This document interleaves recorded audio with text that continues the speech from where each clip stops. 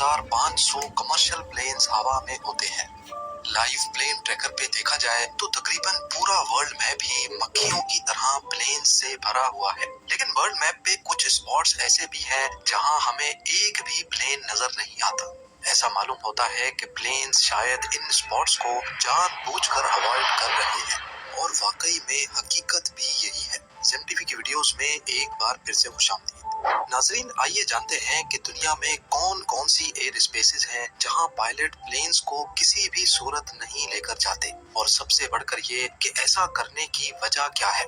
Number 6, Tibetan प्लेटो। दुनिया में शायद ही कोई इतना बड़ा लैंड एरिया हो जिसको पायलट्स अवॉइड करते हैं।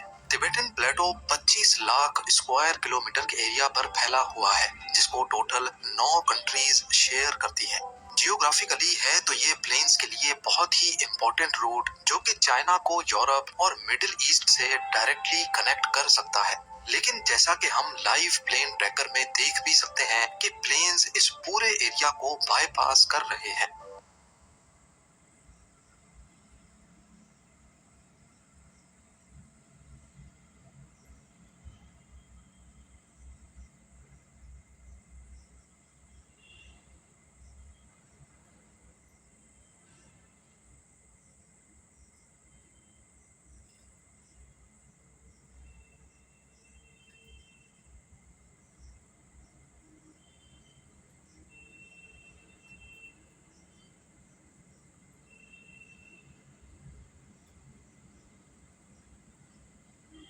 इसकी सबसे बड़ी वजह प्लेटो में पाए जाने वाले ऊंचे तरीन पहाड़ी सिलसिले हैं जो चाइना से स्टार्ट होकर नेपाल, भूटान से होते हुए अफगानिस्तान में जाकर खत्म होते हैं। यहाँ एवरेज पहाड़ों की ऊंचाई 14,000 फीट है और कमर्शियल प्लेन्स नॉर्मली 35,000 फीट पे फ्लाई करते हैं।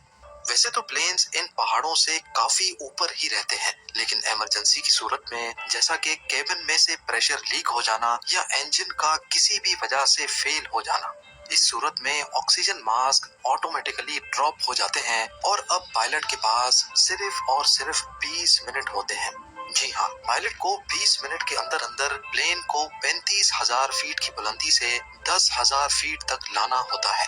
क्योंकि तिबेटन प्लेटो की एवरेज हाइट ही 14,000 फीट है, इसी वजह से यहाँ पे ऐसा करना पायलट के लिए नामुमकिन हो जाता है।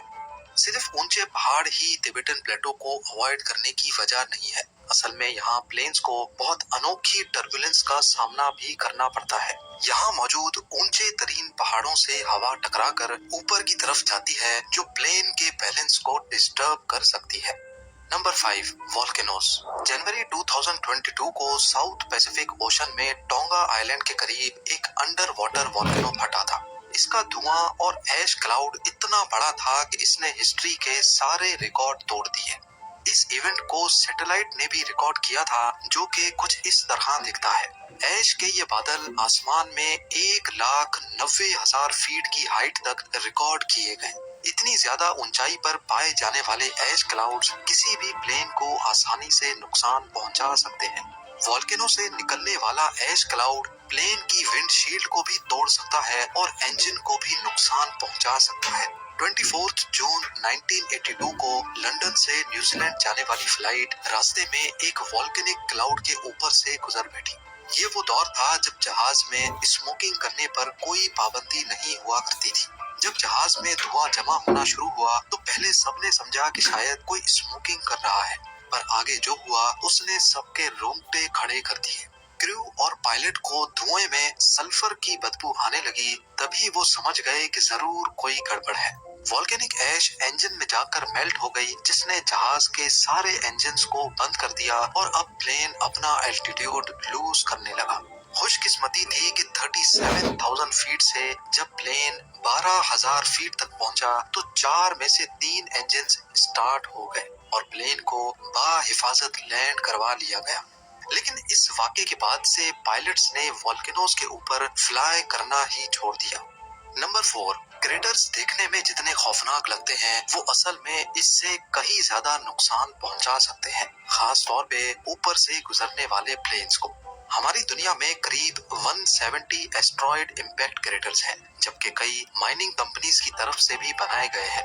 वैसे तो हाई एल्टीट्यूड पे ये प्लेन्स को कोई नुकसान नहीं पहुंचा सकते, लेकिन लो एल्टीट्यूड पे इनके ऊपर से गुजरना खतरे से खाली नहीं है, क्योंकि ये प्लेन्स या हेलीकॉप्टर को अपने अंदर खींच भी सकते हैं। असल में क्रेटर जितना ज्यादा गहरा होगा, उसका बॉटम उतना ज्यादा गर्म होता है। क्रेटर के बॉटम पे गर्म हवा ऊपर की तरफ ट्रेवल करती है और बाहर की ठंडी हवा क्रेटर के अंदर जाती है। गर्म और ठंडी हवा के इस एक्सचेंज से क्रेटर के अंदर वोर्टेक्स इफेक्ट पैदा होता है, जिसमें सक करने की, खींचने की ताकत पैदा हो जाती है। जबकि क्रेटर के बाहर बहुत ही अनयूजुअल स्ट्रेंज टर्बुलेंस पैदा हो जाती है। यही वजह है कि पायलट्स क्रेटर्स को देखते ही अपना रास्ता बदल लेते हैं। नंबर 3, नॉर्थ कोरिया दुनिया का वाहिद ऐसा मुल्क है जिसकी एयर स्पेस सबसे खतरनाक समझी जाती है, क्योंकि यहाँ नॉर्थ कोरियन मिलिट्री बगैर बताए कभी भी कहीं भी मिसाइल लॉन्च कर देती है। न सिर्फ नॉर्थ कोरिया बल्कि ये जापानीज ओशन में भी अक्सर मिसाइल्स फायर करते रहते हैं। नॉर्मली ऐसी सिचुएशन में कई दिनों पहले से अनाउंसमेंट्स की जाती हैं और फायर करने से पहले उन तमाम प्लेन से रेडियो कांटेक्ट करके उनको आगाह किया जाता है, जो कि एयर स्पेस में करीब करीब होते हैं।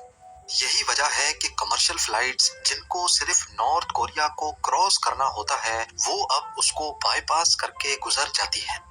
नंबर 2, सऊदी अरब की होली सिटी मक्का दुनिया भर के मुस्लिम्स की बहुत इम्पोर्टेंट इबादत गाह है।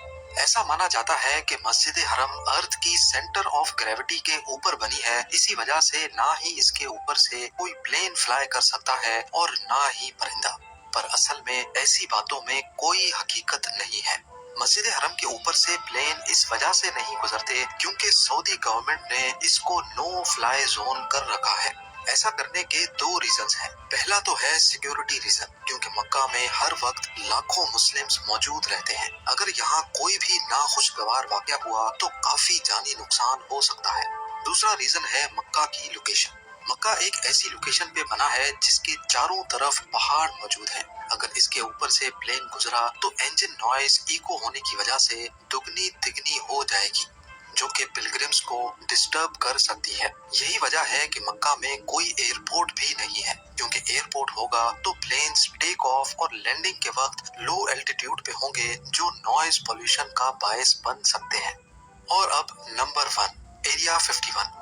यूएस स्टेट नेवाडा में 7,500 स्क्वायर किलोमीटर पर फैला हुआ ये एरिया यूएस एयरफोर्स की टॉप सीक्रेट बेस का हिस्सा है, जिसको एरिया 51 कहा जाता है। एरिया 51 हमेशा से ही कंट्रोवर्सीज की लपेट में रहता है, क्योंकि लोगों का मानना है कि यहाँ अमेरिकन मिलिट्री सीक्रेट वेपन्स और यूएफओज पर रिसर्च कर रही है।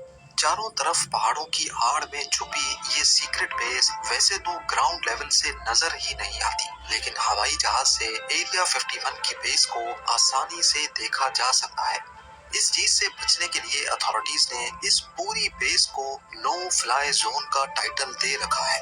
अगर किसी प्लेन ने इसके ऊपर से गुजरने की कोशिश की तो पहले उसको फौरन अपना रास्ता बदलने का कहा जाएगा, और अगर पायलट ने फिर भी बात नहीं मानी तो यूएस एयरफोर्स के पास शूट डाउन करने की अथॉरिटी